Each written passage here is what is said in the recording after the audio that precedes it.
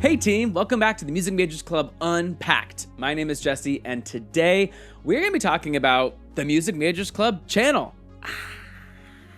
Before we get started, be sure to join our community, become a music major. Go ahead and subscribe to the channel now. We have so many cool things that are coming in the future. So on today's episode, we're kind of doing something a little bit different. We are going in different directions with the channel, right? And today we're literally just going to talk about the channel itself, where we're at, where we're going, and to tie it back to music as we always do, talk about some of the music that's already been released in 2026 and maybe some of the music that's coming out in the future. Today on set, if you're watching on YouTube, we have a bit more of a simplified set. We have a new kind of piece here on the side. This is the piano keyboard that I use to teach my piano lessons in the Play It Simply series, relaunching soon. We also have a lack of microphone stand. I don't want to talk about it. In preparation for today's show, I had everything going. I had the set ready. I had all the things. I'm sitting here. I'm ready. I have my lights. Sweat is dripping down my brow. And as I set up my microphone, it simply just cannot set up. I am quite literally staring at the pieces, the components to the stand as we speak, and I just could not be bothered. So guess what? Today we are trying something new. I said this is disrupting my piece, and I'm just gonna try holding it. And you know what? Maybe this is better. Maybe this is for the best. We'll find out. Anyways, as I seem to start every video, it's been a minute. Happy 2026, all the way from March. And I like to joke and think that I'll get better about consistent posting. I like to think that I will be able to film something once a week, twice a week, thrice a week even.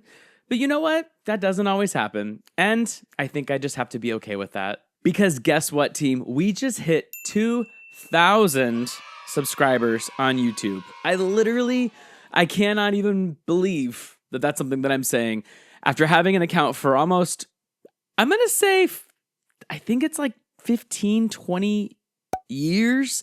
Before YouTube was really even, I feel like, a thing, I had launched a music account. I played piano and posted covers and tried to do the whole online thing.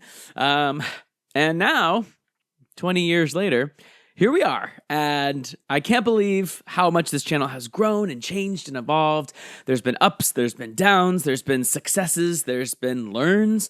But to think that there's actually 2,000 people that have subscribed. I mean, I know it's not 200,000, and I know it's not 2 million people, but still, 2,000 subscribers is that's a lot. That's a ton of people. So thank you for being here. Thank you for watching. Even if you're not subscribed, that's okay. Now is a good time to subscribe. Also, something that's really cool that I haven't brought on YouTube is I'm actually playing piano in Orlando. I'm getting gigs and I'm getting shows and I'm getting things that I'm able to play at, which is so cool.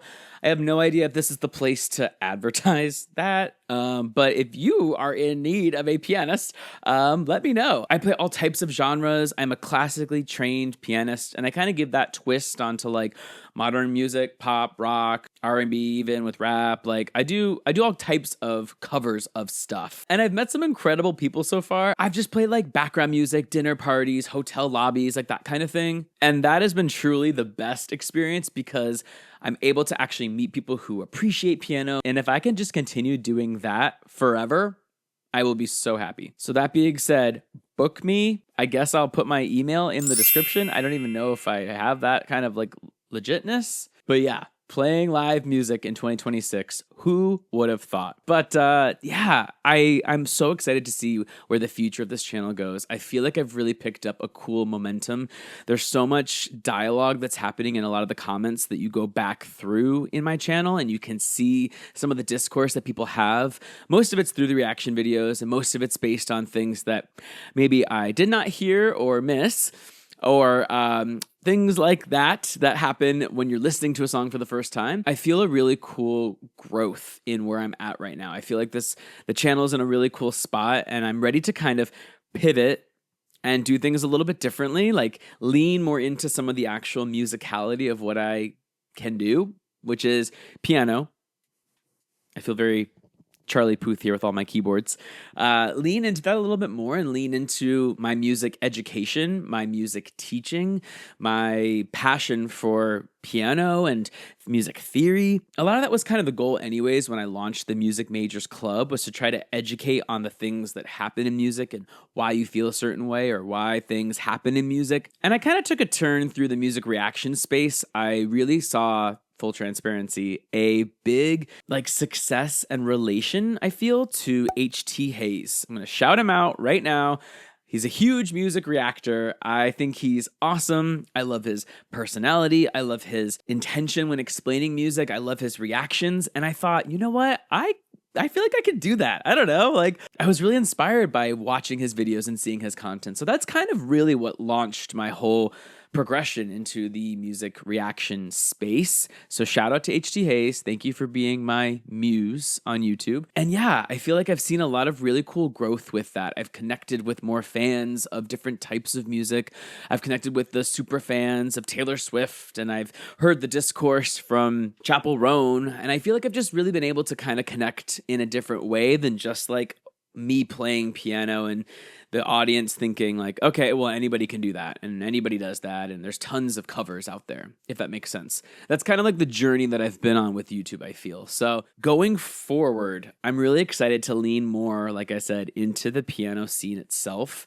This is a crazy stat, okay? Are you ready? And I know it's not all about the views and the analytics and the monetization of it all, which none of my stuff is really monetized, but it does kind of matter in some ways, right? Some of the likes, some of the comments, some of the engagement that you receive on YouTube, I mean, that's what helps you grow. So that being said, one of the shorts that I have on YouTube, that's their small form content videos of me teaching how to play Heart and Soul from 2 years ago, has blown up. And that's kind of the crazy part about YouTube, is that you never know, and I guess the internet in general, you never know where things will go. You never know what post will pop off. You never know what piece of content will connect with somebody. And that's why I always say the worst video that you could post is the one that you don't post. If you don't post it at all, it's not going to do well because it doesn't exist. It's the same concept as the worst shot you make is the one that you don't make, or whatever, sports. So anyways, this video that I posted of Heart and Soul, it was one of my first videos doing the piano lesson. And obviously it had some traction at the beginning and views and things and comments or whatever. But then all of a sudden it just really started to take a life of its own. And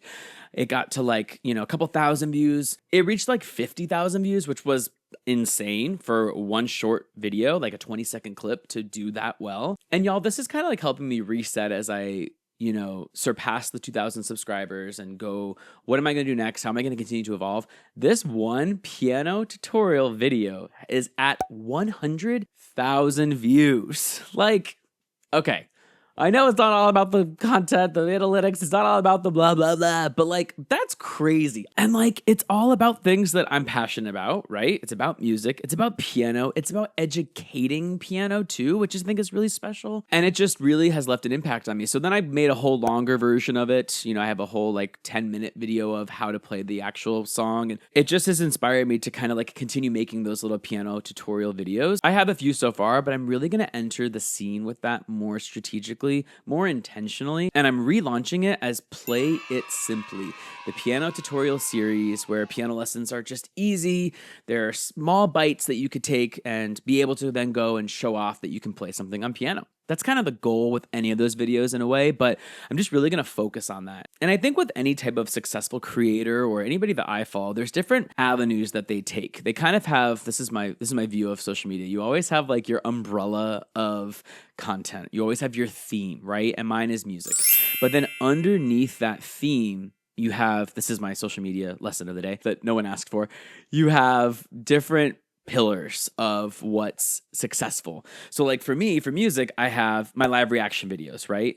I also have live concerts. I don't know if you've even seen that as an audience member. I do little bits from live concerts. So any of the concerts that I've been to, I've posted little clips from those concerts. Lady Gaga, Jonas Brothers. There were a bunch of performers when we went to Vegas. So Tyga, lots of cool little clips in my live concert series. I was doing breaking news in the music world and opinions on music. And then I have my piano lessons. And so in all those categories, there's different content for different viewers and people who appreciate maybe one section or two sections, but not all of it. And then, of course, your audience members who just like appreciate any of it. And those are like your true ride or die subscribers. You know what I mean? So anyways, I don't know. I guess I'm giving like a peek behind the scenes as to like what I'm trying to do on social media, how I'm trying to see success.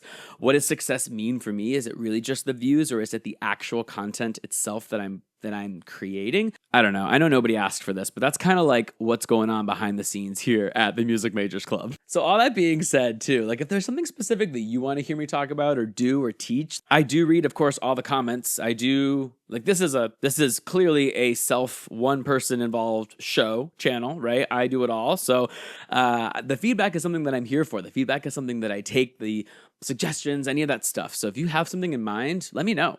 And I'm just excited to see where this continues to grow, because the success that I've seen so far is just really, really cool. And it just kind of reminds me that like I can do this, you know? And in some ways, if you've been thinking about launching your own social media channel, whatever it is, if it's YouTube, if it's TikTok, if it's just a daily vlog, do it. Like, what's holding you back? Like I said, the worst video you could post is the one that you don't post at all. You just never know. And the coolest thing about social media too is that you just can connect with audiences all over the world, literally, and you're able to do it from your own space, you know? Like nobody's managing my experience. Nobody's telling me what I can and can't do. Of course, that kind of is what makes it harder to stay consistent, is that you're not really following a specific schedule, at least on my world of social media. Maybe one day I'll have a bigger space and I don't know, a team, and like, I don't know. I have big ambitions of what social media could be, because I really do love doing this. But all in all, it's just like, why not? You know, just do it. Just go for it. Who cares?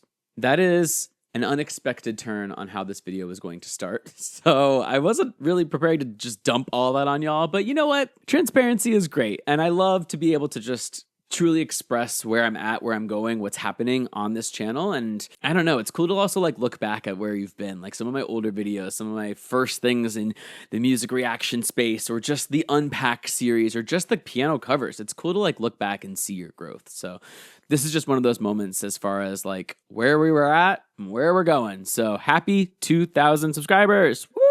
Okay, so anyways, we're going to talk about some of the new music that's out. And actually, I'm going to go back to some of the music that's already been released. Some of the stuff that I was actually excited to do a reaction video for, but I just didn't. Ironically, we don't talk about Bruno. Let's talk about Bruno. Okay, Bruno Mars's album, The Romantic. What do we think? We have 9 tracks of some similar sounding songs, I'm going to say. And as a big Bruno Mars fan, I've seen him twice. Huge 24 Karat Magic fan. Huge Silk Sonic fan. But The Romantic, I would give it a 3 out of 5 stars. When he released the first single, I Just Might, I thought, okay, this is kind of a Target commercial song. I'm sorry. And I was only hoping that the album would be better than that. And now, after hearing the album, I'm like, okay, I guess that's the most upbeat, fun song. Not that they all have to be upbeat, right? Not every album has to have bangers. Not everything has to have a high BPM. I'm totally appreciative of the highs and lows, the peaks and valleys, as they say. But I just was a little disappointed. I'm sorry, Bruno. I'm sorry. I've been to the Pinky Ring, okay? I'm a big fan, but it just didn't have the full... It just felt a little bit mid, I guess, which is why I'd say 3 out of 5 stars. Risk It All is great. Risk It All, the other lead single, it's great. It's a really beautiful ballad. The music video is stunning. I can easily see it being a timeless song, a classic. It kind of has like not a sonically similar experience to Die With a Smile at all, obviously, but it kind of has that kind of longevity vibe to it where I can see that song being popular for a long time, like a wedding song, you know, like a truly romantic song. And guess what? That's the album title. Like, I get it. I totally get the romantic side of having soft, slow ballads. But like I said, I was expecting just a couple other, like maybe if these 9 songs, maybe if 3 of them were a little bit more upbeat and had a little bit more something, I would have enjoyed this album a little bit more. I guess after listening to it for the first time, I thought, you know, is there anything I want to go back and listen to? And I think that's how you can tell. It's kind of like when you go to a restaurant, I always give it this ranking of, cool, if you enjoyed your food, would you order that again? And if the answer is yes, then it's like, cool, then you must have really enjoyed it. If the answer is like, I don't know if I would order it again, then it's like, okay, well, maybe it's good for now, but not for longevity. And maybe that's kind of, is that a good metaphor? Food, restaurants, music? I don't know. That's just how I felt about Bruno's album. I'm so sorry. I think it was just kind of like a passive release, and then maybe the next one will be bigger, better. And I know that's kind of the hard thing about artists continuing to release music, because Bruno hadn't released an album for like, 5 years? He released An Evening with Silk Sonic in 2021, which obviously was the collab album, Anderson .Paak. But 2016 is when 24 Karat Magic released, so it's been a few years. And I get that's why artists don't always release music, because I think they're kind of worried about the reception, and like if they want to be a longevity artist, they want only good releases to be out, if that makes sense. But anyways, I don't know. Bruno Mars, The Romantic, 3.5. No, 3 stars out of 5. 3 stars. Another album that released this year, Harry Styles, Kiss All the Time, Disco Occasionally. Another tough one to rank. I think both these artists are two of the biggest male artists of our time right now. And I think Harry Styles also had a bit of a passive album. I feel like these are hot takes. I'm sorry. They're hot takes, but 2026, we are full transparency. It was fine. I liked it more than Bruno Mars' album. Obviously, they're completely different. I'm not saying they're entirely the same at all. I'm just saying for two mega artists, Bruno Mars and Harry Styles, they both just released kind of, I'm going to use the word lackluster albums. I'm sorry. Kiss All the Time, Disco Occasionally, I would still rank higher. I would say a 4 out of 5. It's not just that it had faster songs. It's just that it had better and more unique types of songs. I feel like each of these songs is a bit more telling its own story sonically, rhythmically, lyrically, and The Romantic was a bit more the same. But I remember when I hadn't listened to Kiss All the Time, Disco Occasionally yet, one of my friends, she said, you really, I think, have to be on something, I don't know how to say this appropriately on a G-rated channel, to appreciate Harry Styles' new album. And that's all I'll say. You have to be in the right headspace, let's just say it that way, to really get it. So I definitely agree. It's like a lot. But I will say I appreciate his drift from the last thing that he did. I loved Harry's House. That's actually one of my favorite albums of that year's release. I remember that being in my top listens. I thought Harry's House was phenomenal. Big fan. And I'm not really a huge Harry Styles fan. Like, I don't really know all the lore of Harry and the One Directioners and all that. And that's not any hate or anything. I just wasn't a big fan. It's also dramatic because I'm a Swiftie. So, whatever that means. I still appreciate Harry Styles' music. And when Aperture released the first single, I was like, okay. That's definitely different than Harry's House.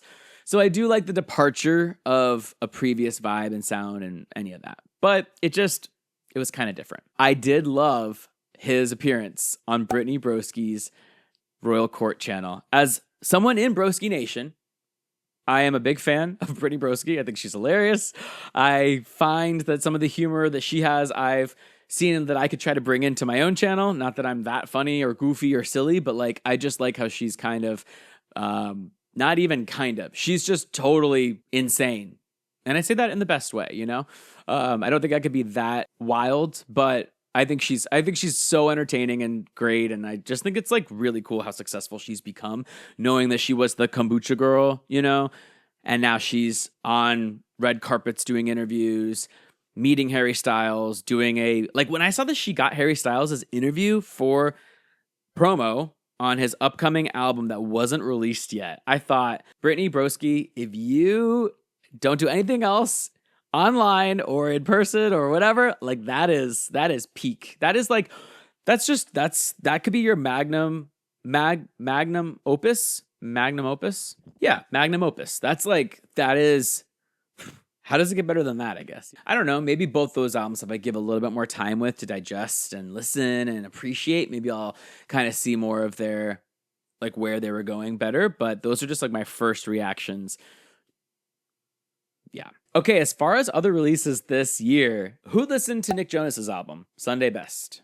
Show of hands. I kind of liked it. There was a lot of good, really nice songs on that album. Of these releases, of Bruno Mars's release, Harry Styles' release, wow, these are all S's, and Nick Jonas's release, I thought Nick Jonas's was the best. And I don't know if that was because it was different. I don't know if it was because it was more authentic. I feel like most of it was really where he's at in his life right now, especially being kind of this child star, gone boy band, gone solo artist. I actually really thought it was a very painted picture of like where he's at with his life. And maybe it's also because I just saw the Jonas Brothers a couple of months ago, but like, I don't know. It just, something about Sunday Best really was a good album. Are there many songs I would go back and listen to? Honestly, there are more on that album than the other two albums, I would say, but still not like my favorite album from the Jonas Brothers proper or Nick Jonas. It seemed like a really strong release, I guess. That being said, as I look at the list, I'm like, well, what song really was my favorite? I actually really liked Sweet to Me. I thought that was a really beautiful song. I also think Gut Punch was one of my favorites too. And I Need You, like very beautifully told story of a relationship and a partner and like needing and being there for someone. I don't know. I just related to that song more than any of the others, but I really liked that one too. And speaking of Nick Jonas, I also recently downloaded Bacon featuring Ty Dolla $ign, which is hilarious because I didn't really know that song. And then when we were going to the Jonas Brothers concert, it was like on their essentials or something. And I was like, how have I never heard this? This is a freaking banger. And you know who also just shouted out Bacon? Brittany Broski. And it all connects. Or maybe she didn't recently shout it out, but she has shouted it out before because I saw a TikTok of her with like a short hair wig on or something and talking about how Bacon is a banger. And I'm like, yeah, it really is. Like, I don't know how I missed that one when it released. When did this song even release? It's released in 2016. And I heard it here first in 2026. So a true decade later, all that time being missed. What a banger. Another album that released today is Raye's album, This Music May Contain Hope, but her song, Where Is My Husband, has been out as one of the singles and is all over TikTok, all over social media. That song is so freaking catchy. As someone who is not looking for a husband, but is becoming a husband, I can't necessarily relate to it, but I think it's such a fun song. And that bridge, something is in that bridge. Like there is just sugar particles in the bridge. I would like a ring, that whole thing, that is just so catchy and fast and smooth. And the whole vibe that she brings with this, old school meets new school appreciation for brass instruments and classics is really, really, really, really cool to see. And I've heard she's not signed to a label, or she has her own label, or she was dropped from her label. Like she's an independent artist. And I think that's even more impressive, the fact that she is doing all of this on her own, if that's true, because she's making quite a splash into like the main frame of pop culture, The album cover is kind of weird. I would not have expected that from her. It's kind of a bit more of a modern vibe and minimalistic vibe. And I get it, it's very different, but I don't know, just some extra thoughts. And another album I'm so excited to listen to is Charlie Puth, Whatever's Clever.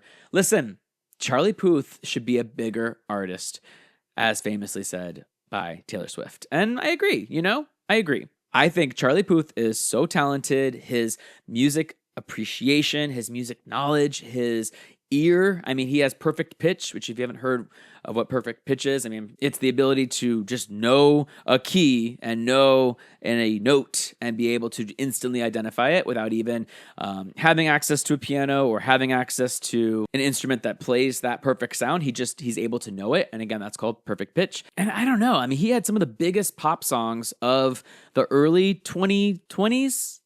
late 2000s, I guess I should say. I don't know. Like, how do I even describe when that time was? Charlie Puth was huge. I think he just probably, like Taylor Swift is saying, he probably could be bigger just based on the fact that he's so freaking talented. And I don't know. I guess he might be a little bit annoying. Like, that's kind of the vibe I guess people get is like, okay, we get it. You know everything about music. Trying not to relate to that statement myself as a music major. But I like a lot of his stuff. I have not seen him in person. Like I've not been to a concert of his, but I feel like his show would be amazing. But I am excited about Whatever's Clever. I love the vibe that he's going for with this like old school 80s, lots of big drum machine sounds, very Phil Collins inspired, I feel.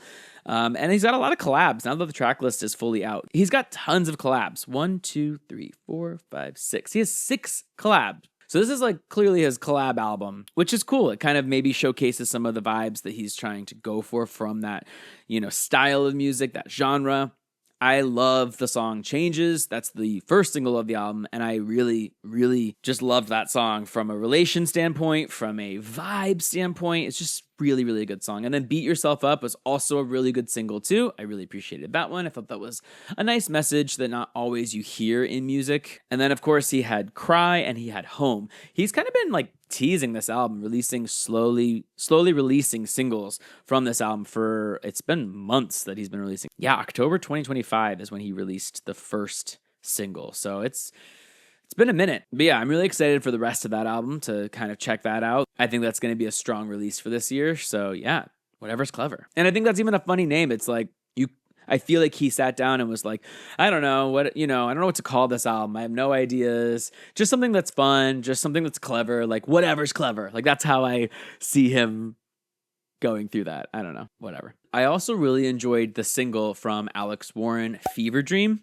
Another kind of like fun, uplifting song that, Alex Warren had the biggest song of 2025, The Ordinary. My God, that song is absolutely everywhere and rightfully so. And he has an amazing voice too, from what I've heard him sing live. So I'm excited to see where his success goes because I thought Fever Dream was a really, really good, fun song. Obviously different side of his music from The Ordinary because of course The Ordinary was a bit more of that romantic vibe and, it still had this like big, I kind of want to say Imagine Dragons vibe. I know that might be kind of controversial, but like that's kind of how The Ordinary's vibe felt, like that big Imagine Dragons thing.